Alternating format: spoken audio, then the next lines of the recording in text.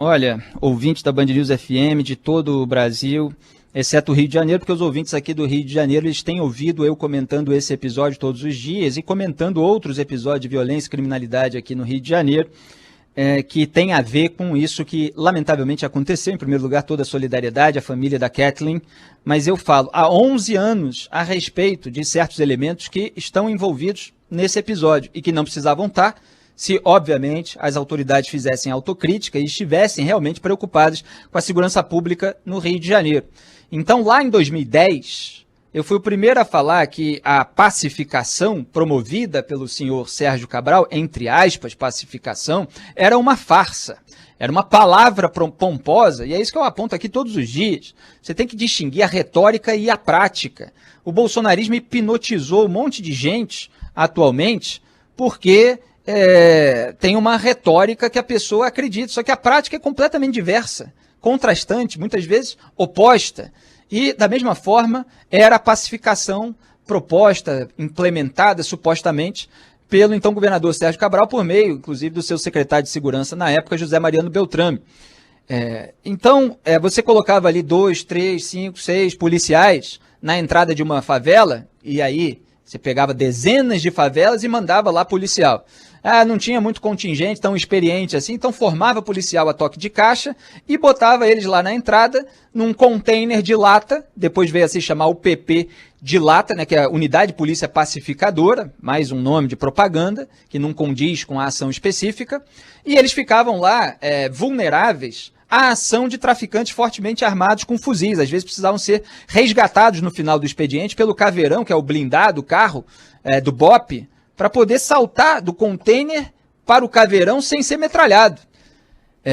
Inicialmente, como eles avisaram, as autoridades do Rio, avisaram que iam botar lá os policiais, vários traficantes saíram da favela e foram para outro lugar, acabaram até dominando outros lugares. Foi uma política de espalhamento de bandido, e é isso que eu apontei em 28 de agosto de 2010 no Twitter, e depois vários colunistas seguiram ali aquilo que eu tinha aventado. E o que acontece? Muitas vezes, quando os traficantes buscam atacar os policiais, porque eles não querem que os policiais fiquem por ali, começa esse fogo cruzado e inocentes eventualmente morrem, sem que aquela favela seja efetivamente pacificada, porque não tem policiamento suficiente para prender os bandidos, porque pacificação é isso, né? É prender os bandidos, tirar os bandidos dali. Esse negócio de botar a polícia lá para conviver com os bandidos não pacifica nada. Então eles entram em conflito e inocentes acabam morrendo. Qual é a alegação do porta-voz da PM nesse caso da Kathleen? É que a UPP de Lins, ali, do complexo de Lins, terra, aliás, que tinha 2 escolas de samba, o escritor Carlos Heitor Coni, o Mussum, tanta gente boa, que o Roberto Carlos mesmo morou um tempo por lá, e lamentavelmente o noticiário agora é negativo. Mas a UPP de Lins foi atacada e aí os policiais reagiram, né? E agora vai ser uma investigação para ver a respeito dessa reação. Precisa ver qual é a orientação para o policial quando ele é atacado. E a UPP é atacada toda semana aqui no Rio de Janeiro. Então qual é a orientação para quando isso acontece? É sair atirando de volta? No meio de uma rua, com transeuntes, com passantes, com mulher grávida? É essa a orientação? Eles precisavam ter atirado para reagir, para salvar a própria vida e tal, o que pode gerar uma alegação pelo lado deles ou não, são perguntas que vão precisar ser respondidas na investigação. Mas a mãe, que obviamente está passando pelo maior drama da vida dela, perdeu a filha e perdeu aquela que poderia ser a sua neta ou aquele que poderia ser o seu neto, ela está lá dizendo, olha, se fosse tiro de bandido eu não estaria falando, porque eu não posso falar, né? E a outra coisa que a gente sempre aponta, o morador da favela, ele não pode falar nada contra o bandido. Mas ela falou, não, o tiro saiu da polícia. Então ela é, de certa forma, uma testemunha.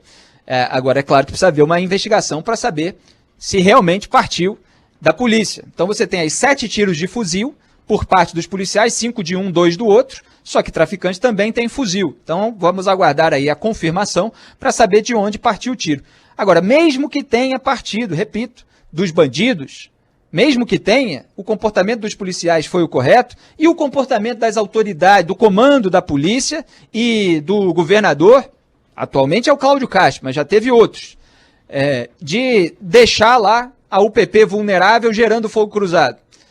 É tudo isso que a gente questiona. É muito triste para mim, repito, porque eu estou falando isso há 11 anos aqui no Rio de Janeiro. Morei 3 anos e meio em São Paulo, voltei e o noticiário era o mesmo. E precisei comentar isso aqui todos os dias. Muitos policiais que muitas vezes são bons, não são gente que comete erro, não. Eles foram metralhados ao longo de todos esses anos no entorno ou dentro de UPP e muitos inocentes acabaram morrendo em meio a esses conflitos. Que tudo seja investigado com independência e seria bom se já tivesse câmera no uniforme, que é outra proposta minha antiga, que só foi aprovada agora pela ALERJ, pela Assembleia Legislativa do Estado do Rio de Janeiro, por causa da repercussão da operação policial no Jacarezinho, que deixou 28 mortos. Aí eles lembraram, vamos autorizar a polícia ali a botar a microcâmera no uniforme para filmar a operação e a gente ter uma noção melhor em relação à cronologia dos fatos. A ALERJ, aquela da lista do COAF, 27 deputados estaduais, cujos assessores